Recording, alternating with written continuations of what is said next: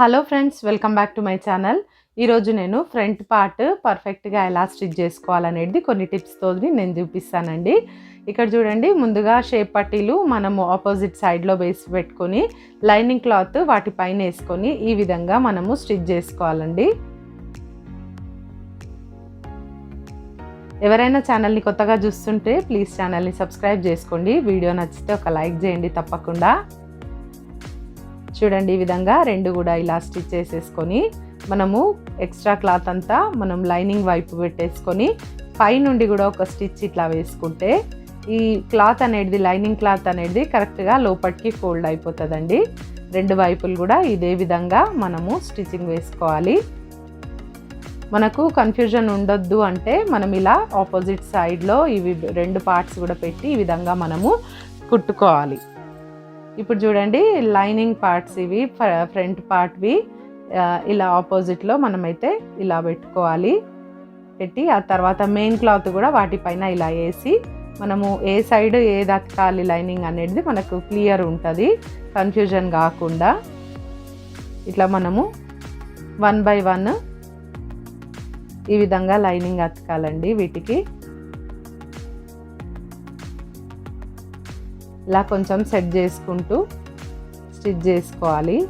ఇక్కడ కొంచెం క్లాత్ తక్కువ పడింది, లైనింగ్ క్లాత్ తక్కువ ఉంది, పీస్ అనేది క్రాస్ వచ్చింది. అక్కడ నేను కొంచెం చిన్న క్లాత్ అక్కడ జాయింట్ వేసుకుంటాను. చూడండి ఎట్లా వేస్తానో చూపిస్తాను. అది కూడా ఈ విధంగా మనకు ఎప్పుడైనా లైనింగ్ క్లాత్ చిన్నగా ఉండి మనకు తక్కువ పడింది అంటే మనం ఇలా చిన్న జాయింట్ వేసుకోవచ్చు లోపల వైపు. చూడండి, ఈ విధంగా వేసుకుంటే ఆ స్టిచ్చింగ్ అనేది కూడా మనకు బయటికి ఏ ప్రాబ్లం లేకుండా ఉంటుంది, నీట్గా వచ్చేస్తుంది.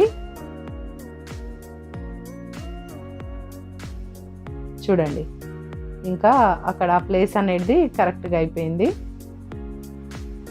టోటల్గా ఇలాగా లైనింగ్ అంతా కూడా అతికించేసుకోవాలి. ఇదే విధంగా ఇంకో సైడ్ పార్ట్ కూడా మనం అదే విధంగా జాయిన్ చేసుకోవాలండి. ముందుగా జాయింట్ ఇక్కడ పడుతుంది కదా, కొంచెం చిన్నగా పీస్ ఒకటి, ఆ పీస్ వేసేసుకొని మనం తర్వాత లైనింగ్ అంతా కూడా అటాచ్ చేసేసుకోవాలి. చాలామందికి ఫ్రంట్ పార్ట్ సెట్ కాదండి, కుట్టేటప్పుడు మాకు ఫ్రంట్ ప్రాబ్లం అవుతుంది, ఫ్రంట్ పార్టే సెట్ అవుతలేదు అంటారు. బ్లౌజ్ అంతట్లో కూడా మెయిన్ పార్ట్ అదే కదా, మనం అది పర్ఫెక్ట్ వస్తేనే మనకు బ్లౌజ్ అంతా కూడా కరెక్ట్గా సెట్ అవుతుంది. కాబట్టి మీరు గమనించి చూడండి, ఈజీగా ఉంటుంది. మరి ఇక్కడ నేను వన్ సైడ్ అన్నీ కూడా టక్స్ గీసుకున్నాను. వీటిని నేను కొంచెం థిక్ లైన్స్ డ్రా చేసుకుంటున్నాను వీటిపైన. చూడండి, ఇలా డ్రా చేసుకున్నాక ఇంకో సైడ్ ఉంటుంది కదా లైనింగ్ పీస్, దానిపైన వేసి నేను డస్టింగ్ చేసేసుకుంటున్నాను. అచ్చు మనకు సెకండ్ సైడ్ మనకు జిరాక్స్ లాగా అక్కడ మనకు ప్రింట్ అనేది వచ్చేస్తుంది. కొంచెం లైట్గా ఉన్నా మనకు కనిపిస్తున్నాయి. చూడండి, ఈ విధంగా మనం వాటిని డ్రా చేసేసుకోవాలి. చేసుకొని ఈ టక్స్ అన్నీ కూడా మళ్ళీ మనము కుట్టుకోవాలి. చూడండి, నేను వీడియోలో చూపిస్తున్నట్టుగా సింపుల్గా మనం ఇలా చాలా ఈజీగా బ్లౌజు స్టిచ్ చేసుకోవచ్చు. కొన్ని టిప్స్ కూడా నేను చెప్తుంటానండి మధ్యలో, మీరు ఎక్కడ స్కిప్ చేయకుండా చివరి వరకు చూడండి వీడియోని.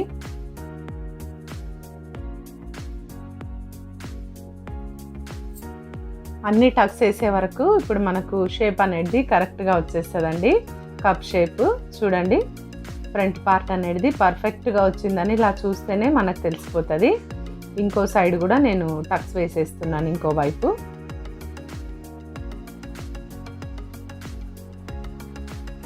ఈ టక్స్ వేసేటప్పుడు కూడా మీరు కొంచెం స్టార్టింగ్లో ఎండింగ్లో కొంచెం ఇలాగా రబ్ చేసి వేసుకోండి.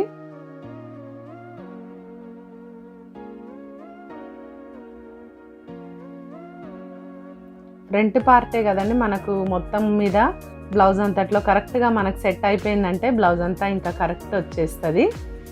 చాలామందికి ఇదే ప్రాబ్లం ఉంటుంది. చూడండి, ఇది కూడా కరెక్ట్గా వచ్చేసింది. ఇప్పుడు నేను షేప్ బెల్ట్ ఏది ఎటువైపు వస్తుంది అనేది చూసుకోవాలి మనం, ఇలా పెట్టుకొని ముందే కన్ఫ్యూజన్ ఉండకుండా.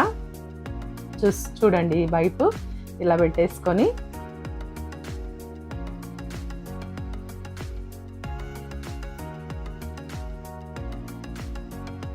ఇలా మధ్యలో ఈ టక్ మాత్రం ఇలా ఫోల్డ్ చేయాలండి. ఇది ఒక టిప్ మీరు గమనించండి. ఇక్కడ మధ్యలో టక్ వచ్చేసి ఫోల్డ్ చేస్తేనే కరెక్ట్గా మీకు వస్తుంది. ఎందుకు అది ఫోల్డ్ చేయకుండా నార్మల్గా మీరు జనరల్గా కుట్టేసిండ్రు అనుకోండి, పైవైపు మీకు క్లాత్ అనేది ఇట్లా లోపలికి మడుచుకుపోయినట్టుగా అసలు నీట్గా రాదండి. కరెక్ట్ మెథడ్ ఇదే. అది కరెక్ట్గా మనం ఫోల్డ్ చేయాలి కంపల్సరీగా. ఇట్లా మనము ఇలా రిటర్న్ చేసేసుకుంటే ఇంకా షేప్ బెల్ట్ అనేది లాక్ అయిపోతుంది, లోపలికి లాక్ అయిపోయి కరెక్ట్గా నీట్గా కనిపిస్తుంది.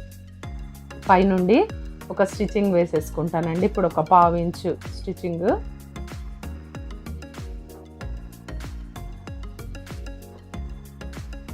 ఇప్పుడు మళ్ళీ చూపిస్తాను చూడండి. ఇక్కడ మనము పాయింట్ టు పాయింట్ కరెక్ట్గా ఇలా పెట్టేసుకొని ఇలా కుట్టేటప్పుడు మనకు మెయిన్ టక్ ఉంటుంది కదా కింద, ఆ మెయిన్ టక్ని వచ్చేసి ఇలా ఫోల్డ్ చేయాలి. ఇప్పుడు నేను చూపించినట్టుగా చిన్నగా ఫోల్డ్ చేసేసి మనం పైనుండి లైనింగ్ ఇలా పెట్టుకొని కుట్టేసేయాలి. ఇప్పుడు ఈ బ్లౌజ్ అంతా కూడా చిన్నగా ఇలా మడతేసుకుంటూ మనకు షేప్ బెల్ట్ వచ్చే వరకు చూడండి. షేప్ బెల్ట్ మనకు అందినాక చేయికి మనము కింద పొర పైన పొర ఈ రెండింటిని కలిపి ఈ విధంగా కుట్టేసేయాలి. మనం కుట్టేప్పుడు బ్లౌజ్ పీస్ పైన మనం ఎలాంటి స్టిచ్చింగ్ పడకుండా ఓన్లీ షేప్ బెల్ట్ల మీద మాత్రమే కుట్టొచ్చేటట్టుగా చూసుకోవాలి. ఎందుకంటే ఒకవేళ బ్లౌజ్ మీద ఏమైనా కుట్టు పడితే మనకి ఇలా తిప్పడానికి కూడా రాదండి, అది గమనించుకోవాలి. ఇట్లా ఇప్పుడు ఇలా లాక్ చేసుకుంటే బ్లౌజ్ నీట్గా కనిపిస్తుంది. చూడండి, ఒక 1/2 ఇంచు స్టిచ్చింగ్ అనేది పైనుండి నేను వేసేస్తాను.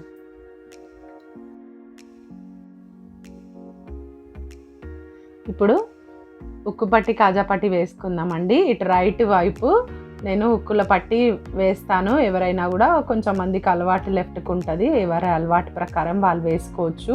1/4 ఇంచు నేను తీసుకున్నానండి. ఒక సైడ్ ఎడ్జ్ ఉంది, నాకు కోర్ అంటాం కదా, ఆ ఎడ్జ్ ఉంది. అయితే చిన్నగా ఇక్కడ మనం టక్ ప్లేస్లో ఒక చిన్న మడత పెట్టాలి. ఇది ఒక టిప్.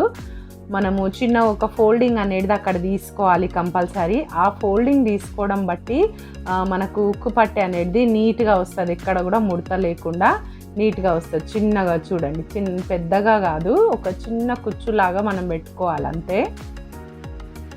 ఇలా మనము ఇప్పుడు తిప్పి కుట్టేప్పుడు మనకు ఎటువంటి ఎక్కడ కూడా మడతారు కనిపించకుండా ఉంటుంది. ఇలా మనం ఉక్కు పట్టిని కూడా ఫస్ట్ ఇలా లాక్ వేసుకోవాలి, అడ్డంగా లాక్ వేసుకొని తర్వాత మనం ఇలా పైకి కుట్టేసుకోవాలి.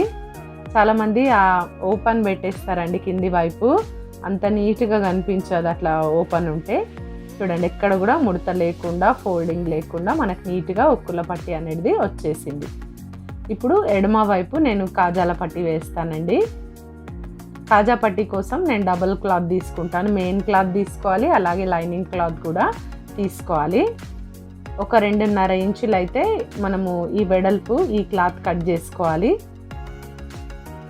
చూసుకోండి, ఒక 1/2 ఇంచు కింద వైపు వదిలేసి ఆ 1/2 ఇంచు పైనుండి మనం ఇలా స్టిచ్ చేసుకోవాలి. ఈ కాజా పట్టికి మనం ఎటువంటి టక్ పెట్టని అవసరం లేదండి, ఎందుకంటే ఇది ఎక్స్ట్రా వస్తుంది కాబట్టి మనకు టక్ అవసరం ఉండదు. ఈ విధంగా లోపలికి నీట్గా ఫోల్డ్ చేసేసుకొని పైనుండి ఇంకొక స్టిచ్ నేను స్టిచ్ చేస్తున్నాను. 1 ఇంచు 3/4 ఇంచు 1 ఇంచు వరకు వచ్చేటట్టుగా మనము కాజా పట్టిని మనము పెట్టుకోవాలండి. మిగతాదంతా లోపలికి ఫోల్డ్ చేసుకోవచ్చు.